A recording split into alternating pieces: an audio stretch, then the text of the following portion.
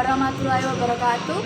Saya Cahyati Sabita dari Fakultas Vokasi, Prodi Bahasa Inggris, Universitas Airlangga. Saya dan teman saya akan menjelaskan mengenai Indonesia sebagai negara Islam. Setujukah mayoritas non-agama Islam terhadap hal tersebut? Dalam tema Pancasila dalam kajian sejarah bangsa Indonesia dan Pancasila sebagai dasar negara. Perkenalkan, nama saya Ulif Wahidatul Jannah. Nama saya Dr. Rizal Mahendra. Kenalkan, nama saya Ananda Faikamisa Sukamto. Nama saya Tarisa Devi. Halo semuanya. Pertama, kita akan membahas tentang apa itu Pancasila. Pancasila merupakan ideologi bagi bangsa Indonesia. Dalam bahasa Sanskerta, Pancasila terdiri dari dua kata, yaitu panca dan sila.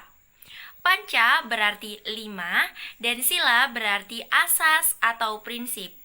Oleh karena itu, Pancasila berarti 5 asas atau 5 prinsip.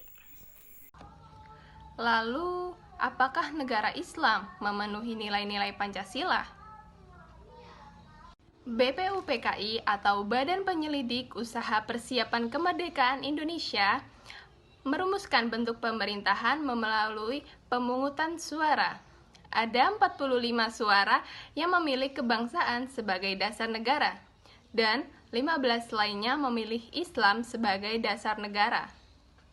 Setelah sidang pertama, dibentuklah Panitia 9 yang mengakomodasikan golongan nasionalis dengan golongan Islam. Piagam Jakarta memang dijadikan pembukaan Undang-Undang 1945. Namun, ada 7 kata yang dihapus, yakni dengan kewajiban menjalankan syariat Islam bagi pemeluk-pemeluknya. Sebagai seorang muslim, tokoh-tokoh Islam tentu menyayangkan penghapusan itu. Namun karena penghapusan 7 kata itu merupakan hasil musyawarah yang demokratis dari para pemimpin, terutama Bung Hatta dan Ki Bagus Hadikusumo, juga karena tujuan mulia berupa persatuan di atas kebinekaan, maka para tokoh-tokoh Islam menerima keputusan tersebut. Seorang non-muslim yang taat pada agamanya sudah tentu sekaligus juga merupakan warga negara yang Pancasialis. Orang Islam pun yang taat kepada agamanya juga sekaligus warga negara yang Pancasialis. Baginya, tidakkah perlu membedakan Pancasila menurut agamanya dan Pancasila sebagai dasar negara? Pancasila menurut agama identik dengan Pancasila sebagai falsafah negara.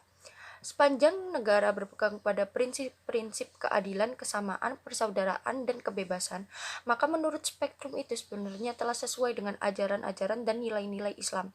Bagi mereka, yang terpenting adalah bahwa negara menjamin tumbuhnya nilai-nilai Islam tersebut. Apakah negara Islam dapat diterima oleh penganut agama lain?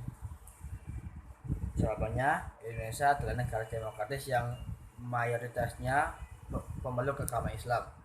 Konstitusi Indonesia sendiri menjamin kebebasan beragama kepada semua orang, masing-masing memiliki keyakinan sendiri. Konstitusi ini juga menetapkan bahwa negara Islam harus didasarkan pada keyakinan ketuhanan yang Maha Esa. Pemerintah Indonesia terhadap kebebasan beragama di negara ini sudah mengakui ada 6 agama, yaitu Islam, Protestan, Katolik, Hindu, Buddha, dan Konghucu.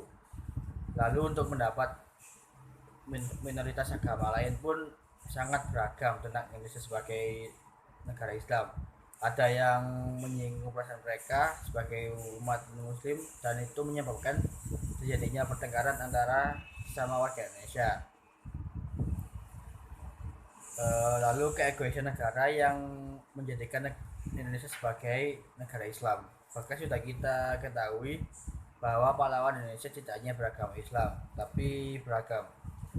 Untuk itu sudah sepantasnya kita sebagai warga negara Indonesia menjadi negara yang berbineka tunggal ika, yakni berbeda-beda tetapi tetap satu jua.